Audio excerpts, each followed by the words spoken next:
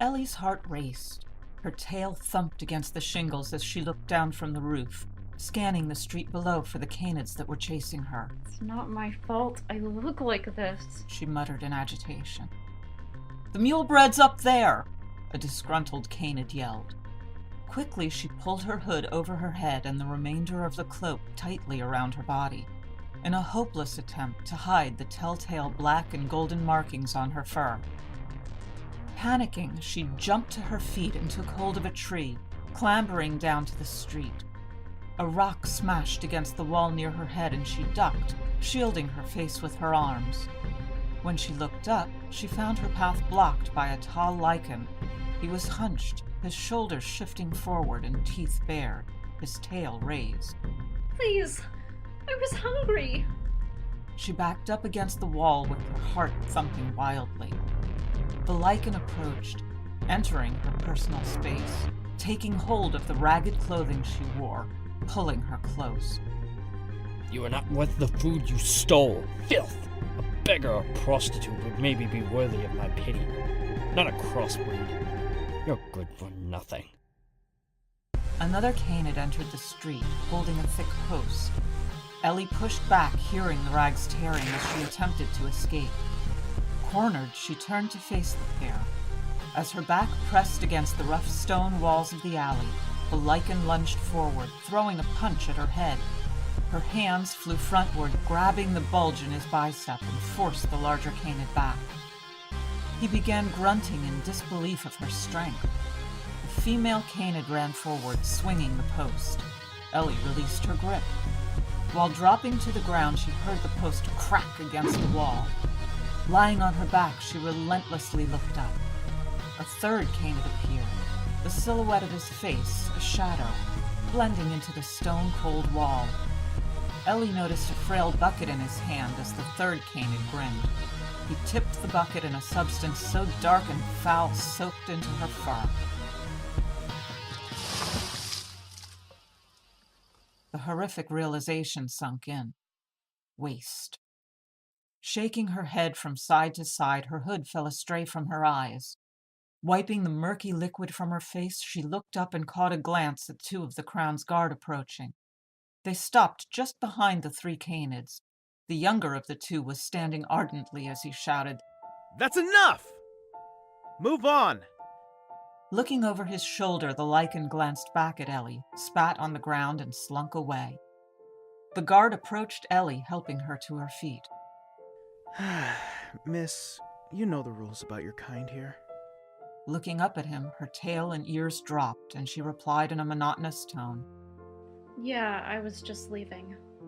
The second guard ushered the other Canids away, and the younger guard escorted Ellie to the city's gates. Ellie was pondering as to why this guard had not treated her like filth. More so, turn a blind eye, much like the actions of the other guard. Her thoughts distracted her as she ignored the crowd forming and the smell of her fur during her walk of shame.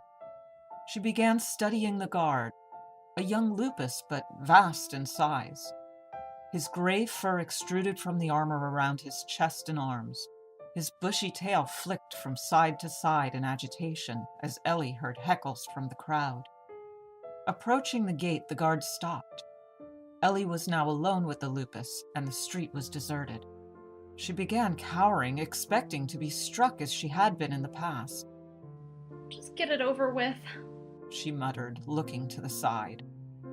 He stared at her blankly. Huh? Get what over with?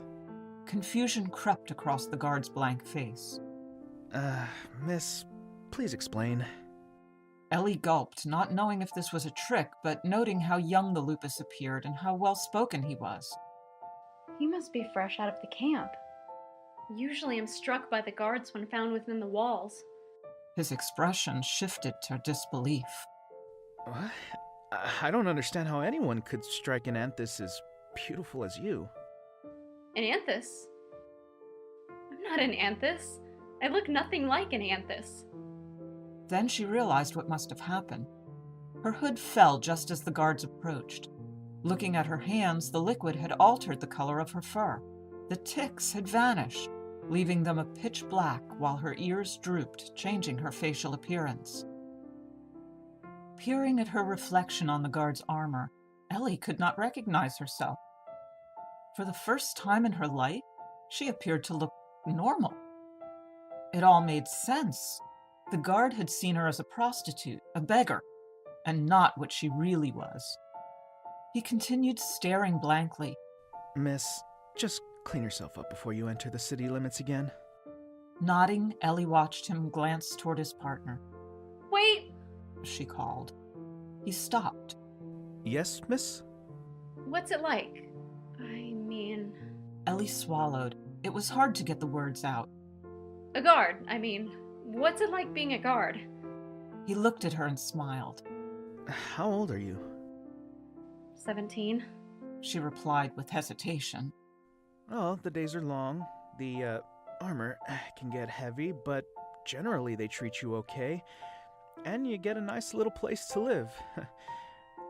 Why do you ask, miss? How do I... She couldn't believe she was asking this. She swallowed again. How do I join? The guard looked at his partner, who was now entering the street, then back at Ellie. Can you meet me back here at sunset when my shift is over? We can discuss it then. The guard stated with a fervor voice. Yes! Yes, I can, She pulled the hood back over her head. What's your name? Ellie asked. It's Ashwin. Ellie. She said with a smile. Turning around once again, Ashwin joined his partner and disappeared into the depths of the wall.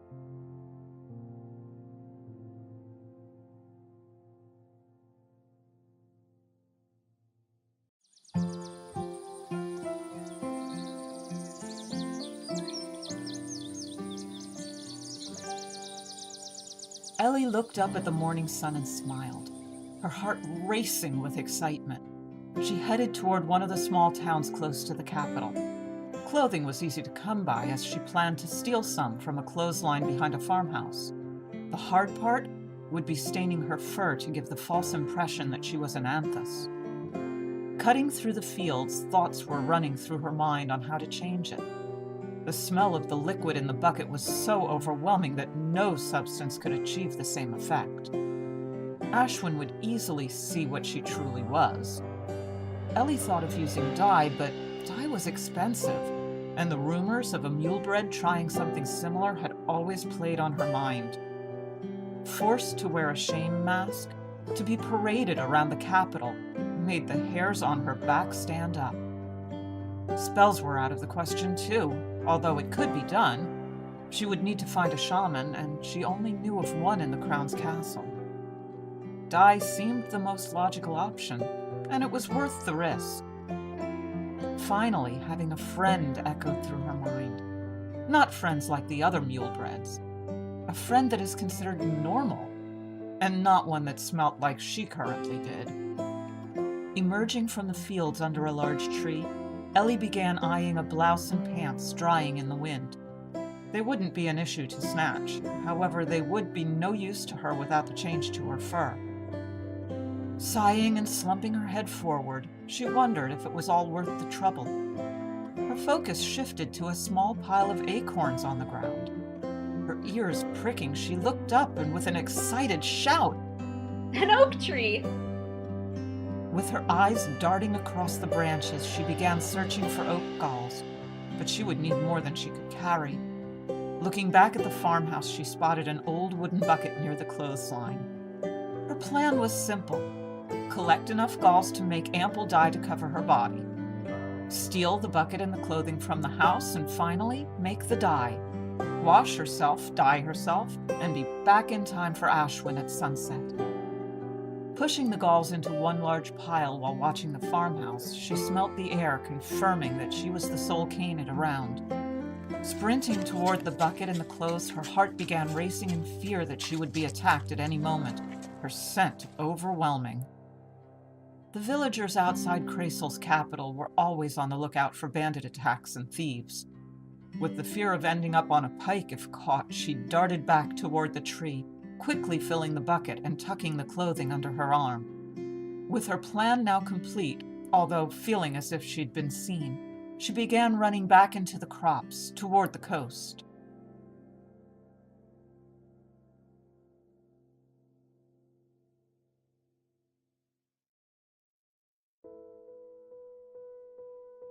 Ellie flared her nostrils, filling her lungs with the salty air.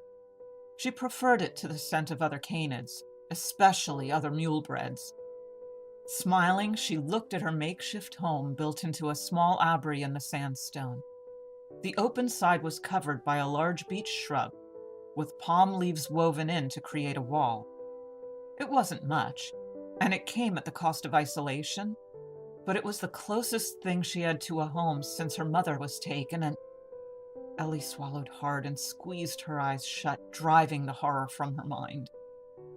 Placing the bucket on the sandstone, Ellie reached for an old plank of driftwood and placed it on 2 rocks. Sweeping its surface clean with her tail, she began emptying the galls onto the plank, grinding them into a powder with a stone. Ellie retrieved an iron bucket filled with water and proceeded to brush the powder in and mix it with a stick. Alchemy was not something Ellie practiced often, only the odd medicine her mother had taught her. But this was a little task beyond anything she had attempted in the past. If you ever need something to appear black, oak galls ground and boiled in water will make a deep, rich color. The voice of her mother echoed through her head, her ears sinking as her head dipped forward. If this doesn't work, I'll end up as a rug in the city somewhere, just like Mother. She muttered to herself, looking at the mixture. With the dye boiling on the fire, Ellie went down to the creek and lay on her back in the shallow water. She wondered if the change in appearance would be enough to fool everyone. Would the dye even work? A cold flush ran through her body at the idea of being caught. She didn't want to go back with the other mule-breds. The smell made her sick. Being born without any defects meant she felt used, and those who passed were skinned to keep others warm. The thought made her dry reach. I don't want to deal with that anymore. I just want to be normal. Normal to Ellie meant a roof over her head, a meal every night, and perhaps even a friend. There it was again, a friend crossing her mind. She looked up at the noon sun as the smell of the galls began to fill the air. I could always just try my hand first, she thought, looking at the pads on her palm with a smile. Emerging from the river, shaking water free from her fur, she stepped into the camp, removing the bucket with a stick. Her heart sank when she looked at the bucket. Thick yellow froth covered the top of the bucket's rim with no signs of a dark color anywhere. Staying optimistic, she began scraping the froth away, revealing a deep black tar. I hope this works. Holding her hand above the boiling liquid, Ellie felt the heat radiating into the pads of her palm. Again, the idea of going back to the other mule-breds crossed her mind. Enough! She called out, dunking her arm into the bucket and feeling the hot liquid almost burning her skin beneath her fur. Ah! Wincing from the heat, she pulled her arm free. The roning on her fur now gone. Just a solid, deep, rich black. She smiled. Her plan had worked. She was black, a believable black. And not just the fur, but the pigment on her hands had stained too. Looking back at the bucket, she came to a realization. She didn't have enough to do her whole body, just the extremities. The pants and blouse would have to cover the rest. Not the best option, but it would have to do until she could make more. With her arms, legs, and tail now colored, she dipped her head in. The liquid ran up her nose. Gagging, her throat burning and eyes stinging, she removed her head from the bucket. Kneeling on all fours, she proceeded to cough up dye. Confident her extremities were covered, Ellie stood up and emptied the remainder of the liquid over her body. Resisting the urge to shake herself, Ellie lay down on some palm leaves and dried herself in the sun.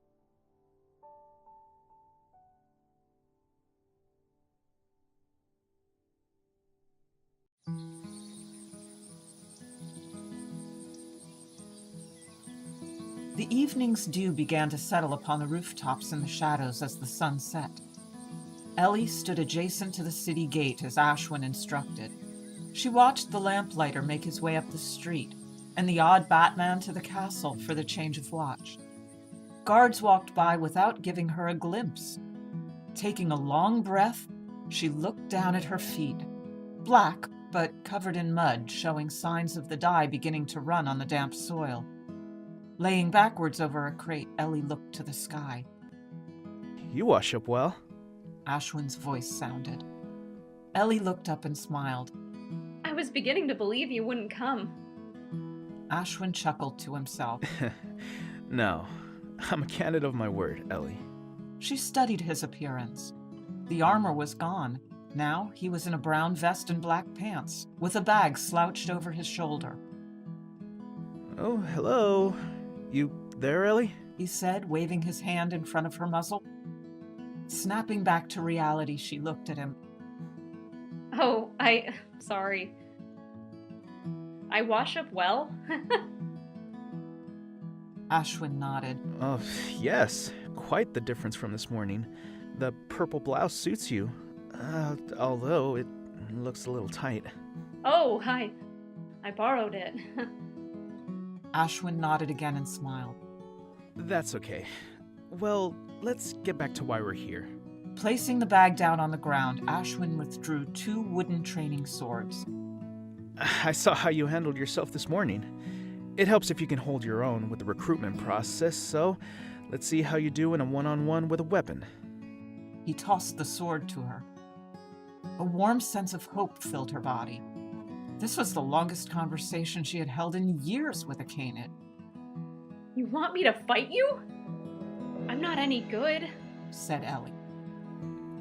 Yes, Ellie. I need to know if you can, if I'm going to vouch for you. Nodding, she readied herself, lowering her body mass. Her tail was now flicking side to side, and her ears tilting backward. Block. All I have to do is block his first strike. Then I just need one well-placed hit. She eyed up Ashwin as he positioned himself adjacent to her. He lunged forward, swinging across her chest. She parried the strike, but he stepped aside and swatted her sword away. Ashwin stepped forward, thrusting the wooden blade toward her. She dropped to her back, taking hold of her sword in both hands across her body. The sound of a loud thwack echoed through the streets. Ellie pushed Ashwin away with her legs, 2 muddy paw prints now placed on his vest. She kicked her body forward, jumping back to her feet, but before she could do anything else, the feeling of Ashwin's wooden blade forcefully ran along her throat. Falling forward, she gagged and coughed. Although this was a dummy duel, the sword still hurt. Ashwin stepped away from Ellie. Whew, that was pretty good. You confirmed my beliefs. A lot better than I expected from you. Climbing back to her feet, she looked at him in confusion, attempting to catch her breath. What? You mean, I thought I lost? Ashwin nodded. Yes, you did. But it helps with the enlistment process if you have some idea of what to do when it comes to weapon training. Brushing the dirt from her blouse and tail, she looked at the 2 muddy prints on his vest. Ellie, why no shoes? I don't really have anything but the clothes on my back. His eyes looked her up and down. Where is home? Shanty near the beach. She muttered, looking down at her feet once more. Disbelief crept across Ashwin's face. Really? Are you pulling my tail, or are you serious? An Anthus as pretty as yourself? An Anthus. This confirmed the dye had worked, and explained Ashwin's thinking and willingness to help. Anthus and Lupus were both compatible for breeding, not some Feralata jackal crossbreed like she was. Not that she could carry a child. No mule-bred could. A warm feeling crept over her body. The possibility that another Canid actually fancied her had been only a dream. Now it seemed like a reality. Ellie? Ashwin looked into her eyes. Yes? She said, snapping back to reality again. We need to sort your attention span out, I think. I said, would you like to come back and spend the night with me? I have an extra bed in the loft and always enjoy the company of others. Tomorrow, I will put my word in for you, and we can go sign you up. How does that sound? You're lucky. At the moment, they want all Canids that can fight to enlist for the war effort. I mean, it's going to rain, and you need to give a good impression. He sounded slightly embarrassed. Yes, I'll come. If it's not too much trouble. Ashwin nodded, extending his hand to hers. It's none at all.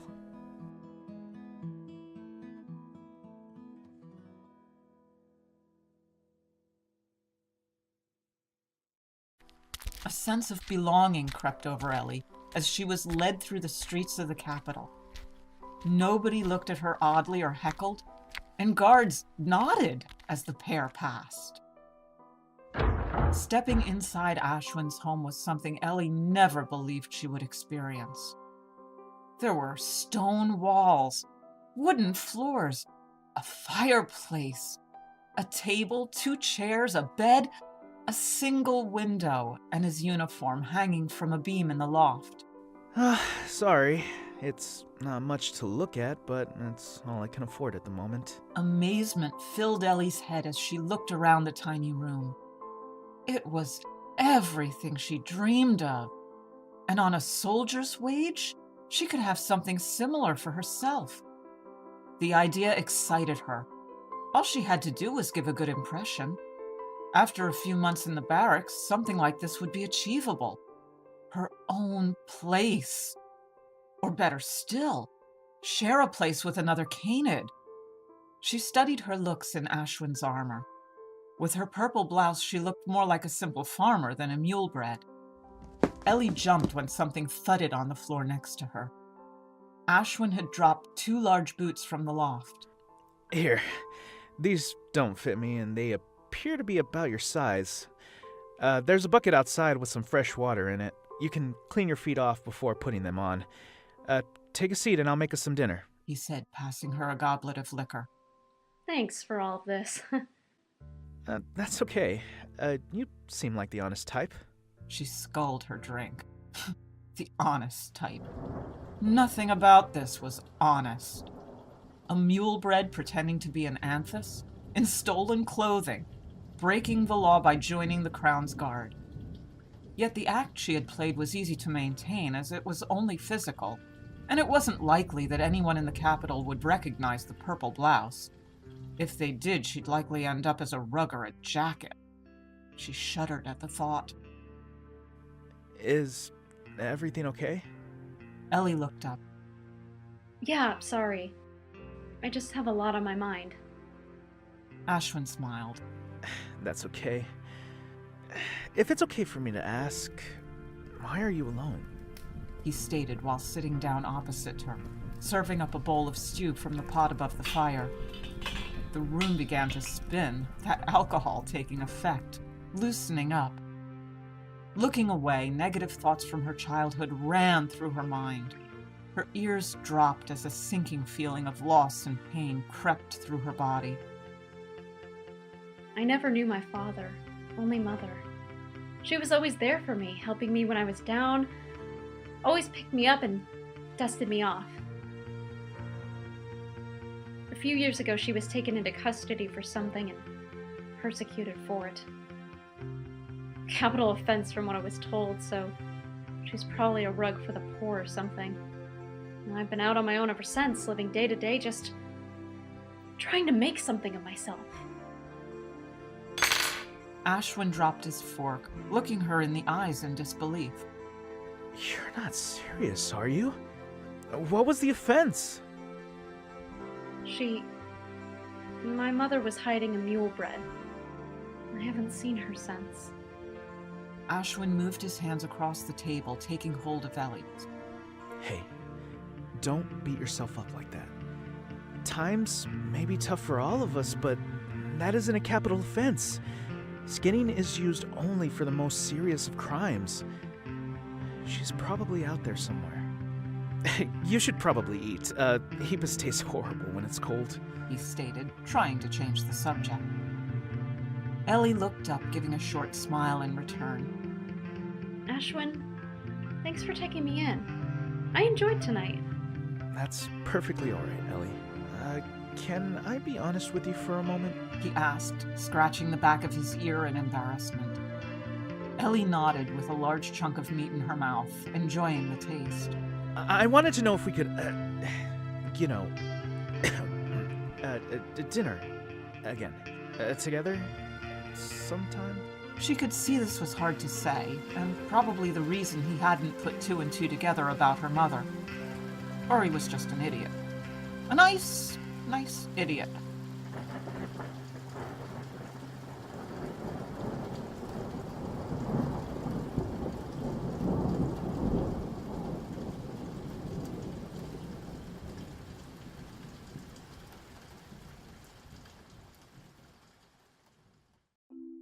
Fractured sunlight beamed into Ellie's eyes.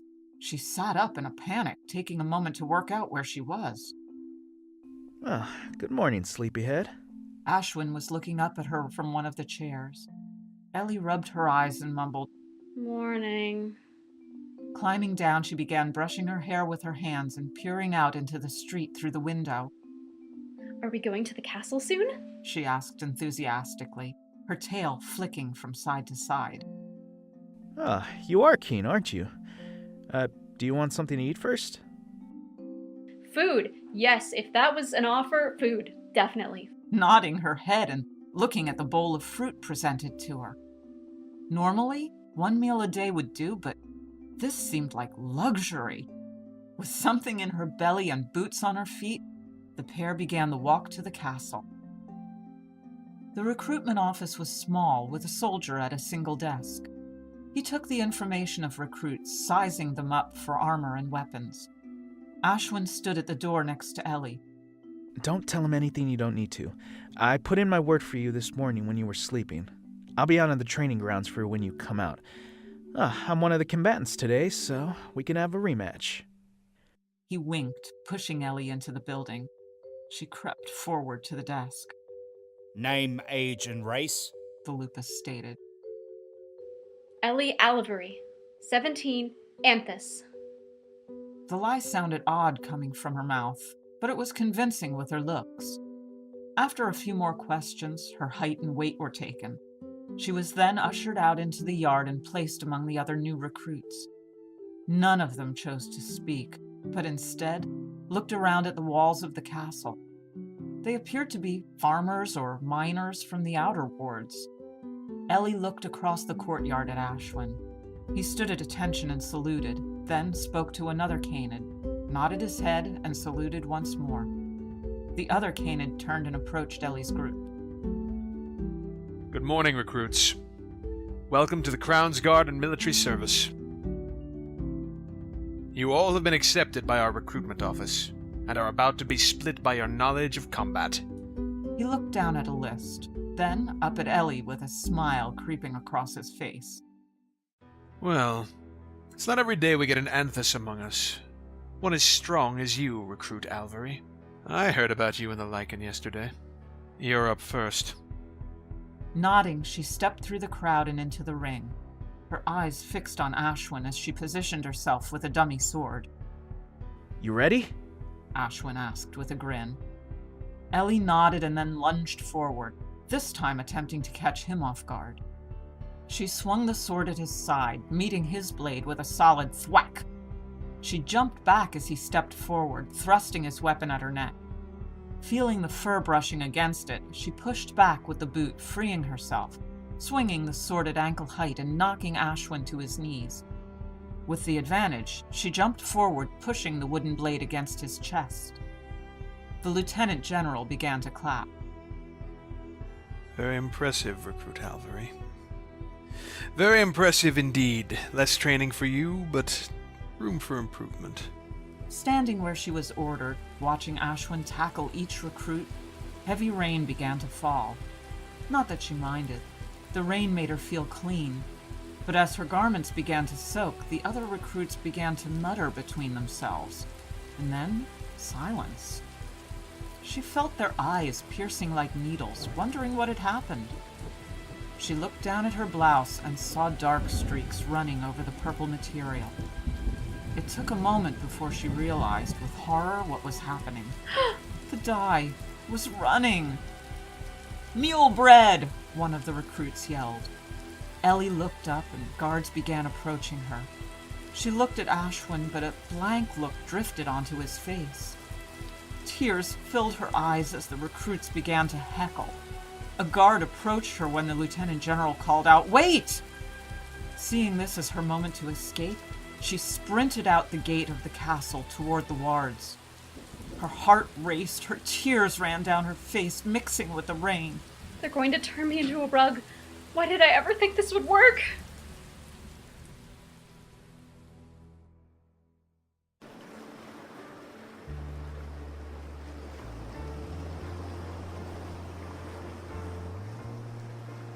Reaching the safety of her camp, her legs and lungs burned.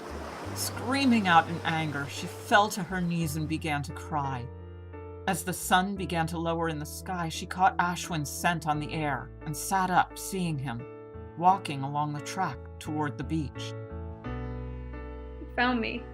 She stated tearfully. Anyone could have. Wet galls have a unique scent. Ellie sighed. Just make it quick. I'm done with this place anyway. She turned away, presenting her back to him, and closed her eyes. That's not what I'm here for, Ellie. Come back. Please. He pleaded, extending his hand. Ellie turned around and looked him in the eyes. Why? So they can make me a fancy rug? Hang me on the wall? All I wanted was to be normal. Ashwin looked away from her, showing signs of guilt on his face. No. The Lieutenant General wishes to talk with you. When I said they want all Canids that can fight to enlist for the war effort, I meant all Canids. She looked him in the eyes, attempting to find fault in his words. Even though I'm a mule-bred? None of this made sense. She had broken one of the biggest laws of Creysil, and she had tricked one of the Crown's guards into believing she was something she was not. She looked up at Ashwin, drying her eyes. Did you know? She asked, looking at him. He nodded. Well, I suspected it when you talked about your mother hiding a mule-bred. But I know exactly what you're going through. Looks like I'm the idiot, not him. Ellie looked at him confused. Ashwin lifted his chest plate, exposing orange fur. Well, my mother is a vulpus. It's a little easier for me to hide because I only have one small patch of my mother's fur. Everything else resembles my father. A glimmer of hope flooded into Ellie's mind as she looked at him. Does the Lieutenant General know? Ashwin nodded. Yes, he does. He is accepting of all Canids, mule-bred or not. He has waivers granted from the Crown for all who can fight. Having the laws changed to benefit our kind will most likely never change in our lifetime. But for us, we can be accepted. Just come back with me. Will I be accepted? Ashwin nodded. Once enlisted properly, only your rank will be respected. They will all know what you are, but don't let the things they say get to you. What others think of you is none of your business. How can I be sure you're speaking the truth? I'm a Canid of my word, Ellie. Just don't mess it up. We can find out what happened to your mother. Okay then.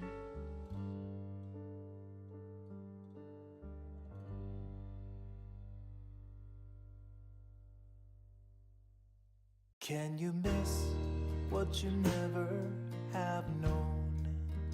And can you ache for a place that was never your home? No misgivings or shame, like a moth to the flame, to burn up or fizzle alone. Can you know who inhabits your skin? And can Can you trust that you won't blow away in the wind? Do you tether your hopes or let go of the ropes in the hope that you someday descend? Just follow the road,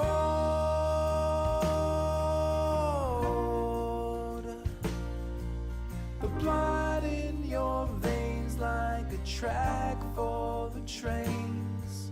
The heart always aims for the place where you belong. Just follow it home,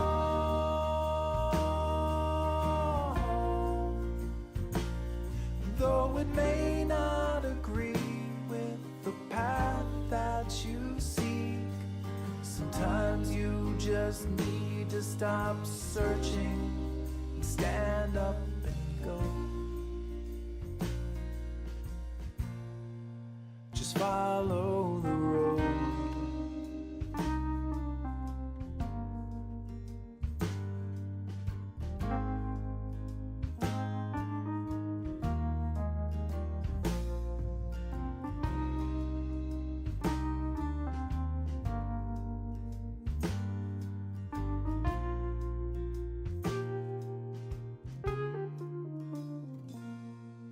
Can love exist unexpressed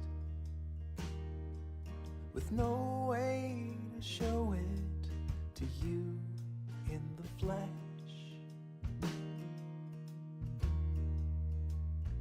If you follow the road till it leads you back home,